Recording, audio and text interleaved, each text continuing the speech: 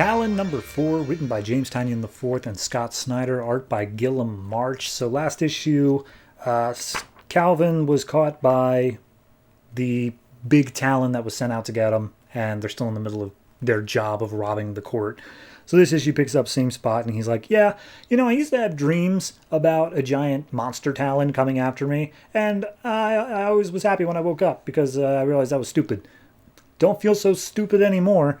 So Sebastian's over the phone, and he's like, hey, whatever happens, you're being attacked by this Talon, get the little Ethernet cable back into the room so it doesn't sever the connection. And so he's like, yeah, okay, working on it, thank you.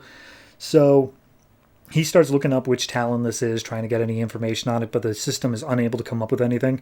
And Calvin manages to throw the receiver back into the room so it can do its job. And then he shoots a grappling hook as the massive Talon throws him away, and the grappling hook basically dislocates his shoulder, so he's unable to do anything with it. Meanwhile, Sebastian's looking in his big old book of everything regarding the Court of Owls, and he comes across a page of the Gotham Butcher, and he's like, oh crap, they brought back the Gotham Butcher, Jesus Christ. So meanwhile, the owner of the bank is trying to get back into his office, which has been locked up. And he's like, wait a minute, this whole robbery thing's a sham. They just wanted into my office. So he calls that over the radio. And the security officer there manages to catch that the NYPD that are there are actually working with Calvin. So he's like, wait a minute, you're not police. So anyway, we cut back to Calvin, who's down on the street now, and the butcher just lands on the car right next to him. And he's like, oh, good, you're still alive. I'm going to make fun out of this. Cut back into the bank, and they're fighting the security guard, but they're like, yeah, we know you're a Talon, and we also know how to deal with you. This is a Mr. Freeze gun. Pew, and it just freezes him. And he's like, well, that's all we needed to do. Meanwhile, up in the bank office, they're now breaking down the door, and he's like, well, I'd love to stay and chat, but my job's done. Peace. And a guy named, I think, Nicky, whichever one of them, he flies out on a wingsuit. So at that point, it's like, okay, all of that may or may not have worked, but right now, the biggest concern is the fact that Calvin is getting the ever-loving crap knocked out of him. And we see he's literally punched through a solid marble sign. And Calvin's like, okay, I'm going to run now. And the butcher just grabs him by the head and is just like, no, you're not going anywhere. I'm going to bash you around a few bits. And he keeps on just putting his head through some car windows. And Calvin's like, okay, I think I'm going to die now. Sebastian, could you tell Casey something? And he's like, no, I got a plan. There's a sewer grate right next to you. On the count of 3, jump down. 1, 2, 3. And he jumps down into it. And the Gotham Butcher immediately comes down after him. But it turns out that they timed it that way so that he could grab onto the back of a passenger subway. And so he makes his way, and the Gotham Butcher's forced to just look on as he drives away. Meanwhile, the owner of the bank checks the accounts, and they have all been 100% depleted. They have succeeded in the job they needed to do. So Calvin meets back up with Casey back at base. She relocates his shoulder, and he's just like, do you get it now? How dangerous they could be? And she's just like, hey, we made it out. I don't see any problems with this. It seems fine to me. And they don't know where we are. And then all of a sudden, Sebastian comes up on the line. He's like, hey, your suit got a tracker on it. They're coming for you now. And all of a sudden, there's a banging at the door, and Nicky goes up, and he's got his gun drawn. Gotham Butcher just pries open these solid steel doors and crushes Nicky's head in his hands. And immediately, everybody's like, no, Nicky, we cared about him so deeply. And Casey locks down the situation like, okay, first things first. It's 2 of you people. We need you to get all these people out of here into our escape system. Take my daughter with. I will try to catch up if I can. Tell her how much I love her. Meanwhile, as soon as they leave, Casey's like, okay, I gotta stay back here and wipe the computers, and that guy's gonna find me. It's practically suicide. And he's like, no, I'm not gonna let you kill yourself. Look, Sebastian, is this dude just a normal Talon? Can we beat him the normal ways? And he's like, yeah, probably. It's like, okay, I'm going to stay back. I'm going to beat him. Is there any place I can get him really cold? And she's like, yeah, there's an old escape route, but you'll be stuck back there as well. And he's like, yeah, but you'll be able to escape.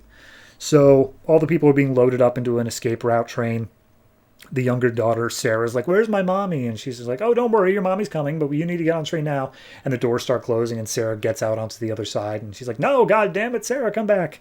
So Casey's wiping the system, and she's like, do you think there's any chance he's going to be able to do it, Sebastian? And he's like, I mean, I wouldn't put it past him.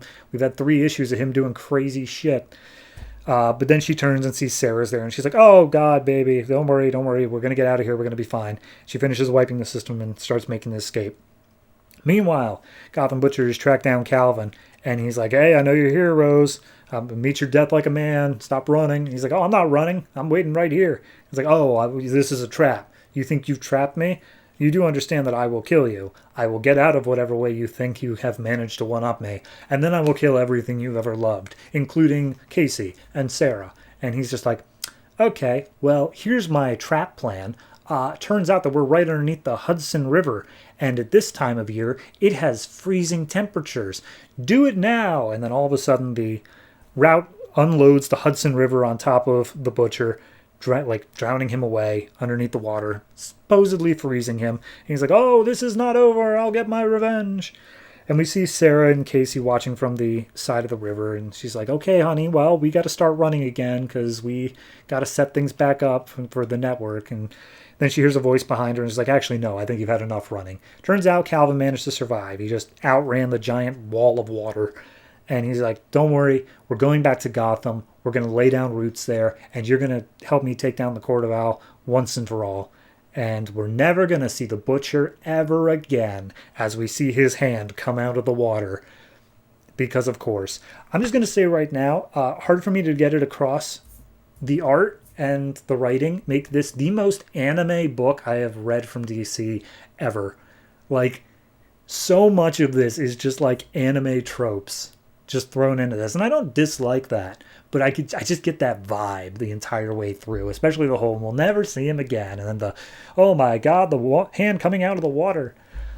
So yeah, it's a fine book. I think maybe it could have benefited from having an extra issue here of just pacing it out better, because we had the whole him getting back to base, him getting fixed up, and then he has to do it again, all in one issue. It just seems like there could have been a bit more of emotional pacing there, but I don't hate the way they did it either. So I'm going to give this one I'll